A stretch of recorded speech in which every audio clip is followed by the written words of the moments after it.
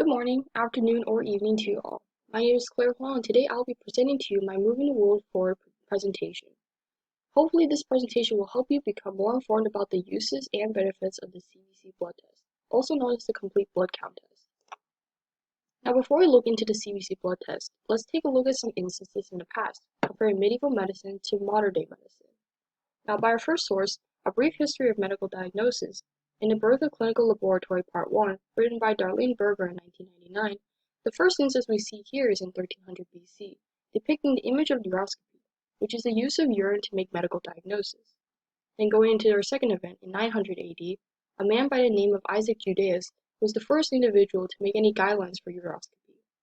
Now jumping all the way forward into modern-day medicine, in 1841, a man by the name of P.S. Dennis described the separation of blood into albumins and globulins by salt precipitation.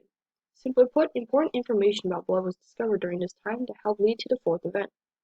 This fourth event is by a different source, PubMed, written by Caroline Richmond in 2006. It documents Robert Coombs' life, who was a British immunologist and one of the first to discover one of the first blood tests that is still used today, some of which is used to diagnose anemia. From the past, we have uroscopy and even using spiritual science to make medical diagnosis, and now we're going forward using blood tests and blood transfusions. This big difference is a crucial part in how we became more into modern medicine, and a crucial part of our body helped lead to that, which is blood. So, why do we use blood? Why not other forms of measurements throughout our body to make accurate calculations about our general health? The reason is, blood tells us a lot about important things in our body.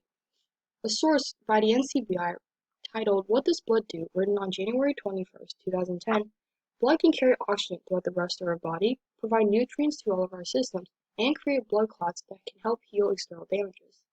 Because much of our body relies on blood, using blood as a form of measurement is ideal. This is where blood tests come into play. As we see over here, these are several blood tests, only some of which, that have their own capabilities and abilities. However, the one underdog of a blood test is the complete blood count test. Reason being is the complete blood count test is the most general blood test of them all, the most widely used and most generalized to use as general screening. This general screening is able to help lead to other blood tests if increasing more testing is required. What is the CBC blood test? The CBC blood test, or the complete blood count test, as its name suggests, is to count all the separate parts of blood relative to our entire body in a blood sample. Different parts of the blood that is counted is the red blood cells, white blood cells, platelets, hemoglobin, and hematocrit, each of which, if out of balance, can create side effects or implications, and that is where the CBC blood test comes into play. Now we're going to talk into some implications, some of which is what happens if the body has a higher or lower count of each of these different parts. We'll first talk about red blood cells, hematocrit, and hemoglobin, all of which are going to be all bodied up into red blood cells. If there is a higher count of red blood cells, there is a chance of heart disease or signs of polycythemia. If there are lower counts, there could be a chance of anemia, a result of low vitamins, and iron deficiency. All of these are found by the source of Mayo Clinic, titled on the CBC blood test in 2018.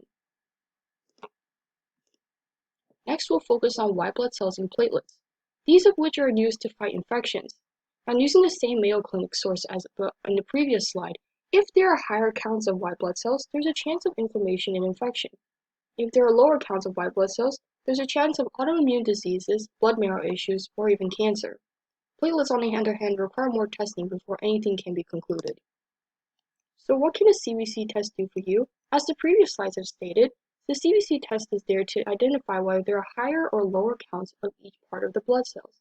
I apologize this picture is covered, but the CBC blood test can help identify if there are implications to medicines or there are underlying causes of these diseases. If not either of these, it is a good news to determine general health. However, even though the CBC blood test is very capable of doing lots of things, it should not be used as a final diagnosis or a last-stage resort. It does not tell the complete story of what happens behind your body, and it only offers information about what you have as a general blood test. And if you use it properly, it can be used as a way to pay for more testing if it is required. So today we looked at some snapshots in history about instances between medieval medicine and modern-day medicine and how far we've come. Then we looked at some blood tests and we looked at why blood is so important to us, looking at what the CBC blood test is, then looking at what the CBC blood test can do for us, and then finally, some implications to those blood tests and what can happen if there are higher or lower counts of each part of the blood. Even though CBC blood tests are very valuable and can hold infinite capabilities, they should not never be used as a final diagnosis. However, the CBC blood test does offer crucial information about our general health, and without them, we might still be using medieval medicine. Luckily, for the development and growth, CBC blood tests can do plenty for you and are definitely here to stay. Thank you for listening today. If you have any questions, please find me at HUAN1536 at purdue.edu. Thank you.